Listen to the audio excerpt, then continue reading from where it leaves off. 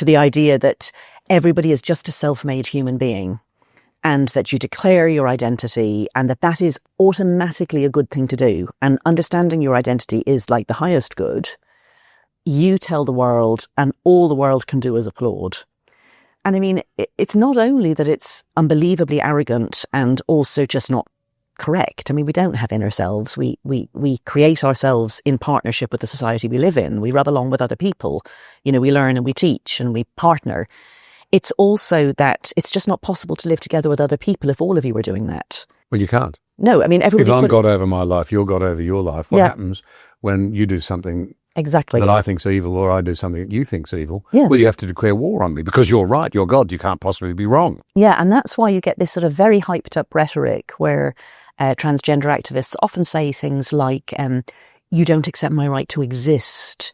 You want me to have to stay in my house and never, come into public. And I mean, I don't want that for anybody. Why would I want that? All I'm saying is, you are actually a man if you were born male. You say you're a woman, but I'm not going to say that because I too have freedom of speech and belief. But if you think that woman identity is your true self, and I'm denying that about somebody, I think that can feel like annihilation to them. And also, if they want to do things that only women are allowed to do, and I say they can't, then they feel they can't live in society. That if they're not allowed to use the women's spaces, that I'm saying they must stay home. I'm just saying, no, use gender neutral or go into the men's, because it's for you. See, I would say they are, funnily enough, victims in a way of a zeitgeist that actually allows you to believe that you are who you identify as. It's actually simply not true. Oh, exactly. I mean, there's lots of things I'd like to identify as. And whenever I say this, people think that I'm mocking this identity. Like, that the transgender identity is very real, but, it is a fact that my younger boy was a train from age 2 to 4. I mean, lots of little children have very vivid imaginations, but he really lived that role. Like, he called his clothes paint, called his hands the buffers. He'd walk around the house in lines.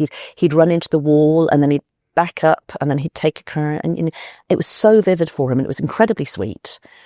Obviously, I didn't put him in the sidings at night and I didn't feed him coal. We just played along when it was fun, but fed him boy food and put him to boy bed, And then around age 4, he gave it all up.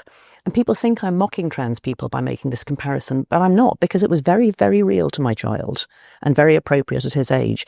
So people can identify as all sorts of things. But the fact is, you are what you are. You are a human being. I am female. You are male.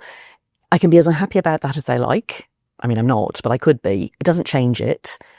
But then there's a whole load of other things about my identity as well. I'm the oldest daughter of 9. I'm a married woman. I'm a mother. I'm a colleague. These are all things that are defined in relationship to other people. We're not human on our own. We're human in relation to other people. And it is like an attempt to turn yourself into a god, to say that you make yourself entirely out of nothing. And then, that other people have no job but to cheer, as opposed to say, well, bully for you, but I too have my own life. So, the famous saying, your freedom to swing your fist ends where my nose begins. Like, a man can say he's a woman, but the point at which he walks through that door marked F, he's swinging his fist. Yeah. My nose has begun, so please stay out.